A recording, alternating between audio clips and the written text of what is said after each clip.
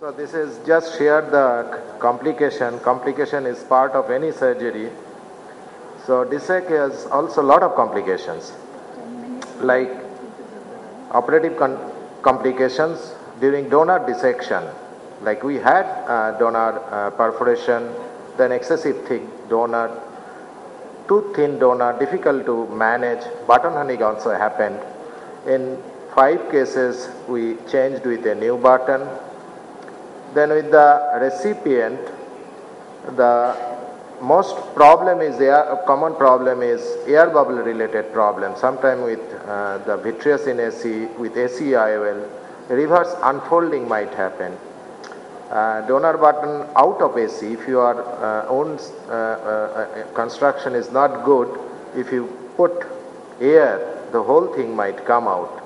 So in total, button changed about 1.5% of the cases. Then pupillary block is one of the important. Sometime at night patient cries with pain and you see the air bubble goes behind.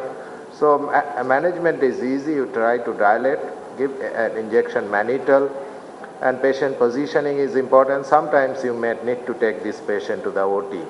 Primary graft failure does happen, but with experience it is less. Also donor dislocation. This is with the experience you can reduce the donor dislocation rate, and mostly it happens with ACIOL, with ABK, and also with post-PK cases. And sometimes I have seen 4 of my cases come after excessive rubbing of the eyes or excessive squeezing during putting drops may be a cause in those cases. So how do you manage a rebubbling? This is, you see that the whole button is moving in the anterior chamber. So you put air and again you have to recenter the whole thing. Sometime in this point we give venting incision, try to center it because the graft is edematous, so it is difficult to center it.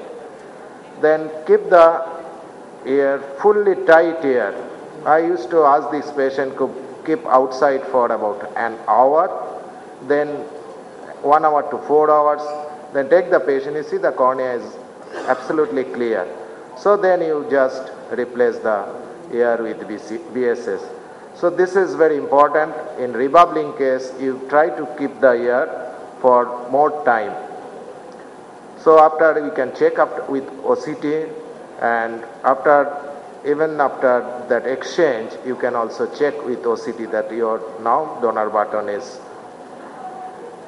Then if I have analyzed my data, what is the outcome of rebubbling? So in 66% cases, rebubbling actually cornea cleared and after reattachment but failed in many cases, and detachment even after rebubbling, and again with some of the cases of aphakia, ACIOL and post. Then infection, interface infection may happen. Then I had some tests, then one case of endophthalmitis.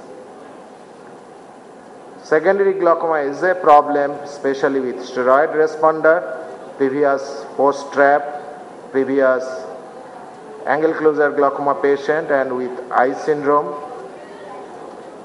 And you can easily remove this. When you redo the surgery, redo is also easy. So you can just take out the lenticle and there is no need. It is just with a reverse Sinskey hook, you just take out the lenticle through the main port and you can reinsert a new lenticle. So resurgery is required in some of the early cases and also in late donor failure cases. So you remove it and replace it with a newer one.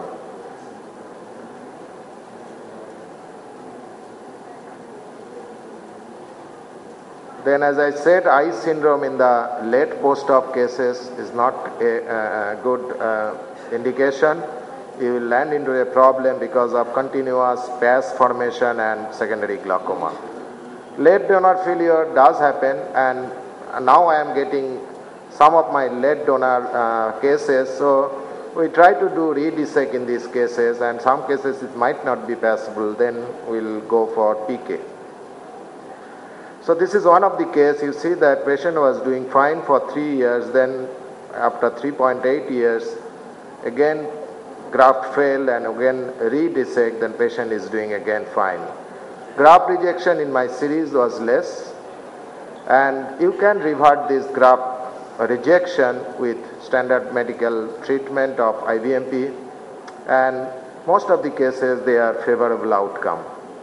So in total, the graft failure happens in almost 9%, and successful re-dissect could be done in 29 cases. So, eye syndrome probably is not, you should talk a lot with your patient. SHADE, you have to select the cases. Late interface scarring might be a problem in some cases, especially if the patient had TAS earlier. The monitoring of the secondary glaucoma is one of the important factor in all cases like our PK cases. So long-term steroid drops, I continue still 1 drop daily or 1 drop on alternate day with a soft steroid. Then that gives the patient less rejection, and most of the complications are manageable by medical and repeat dissect, and sometimes you may convert to PK. Some of the complication can be reduced with your experience and time. Thank you very much.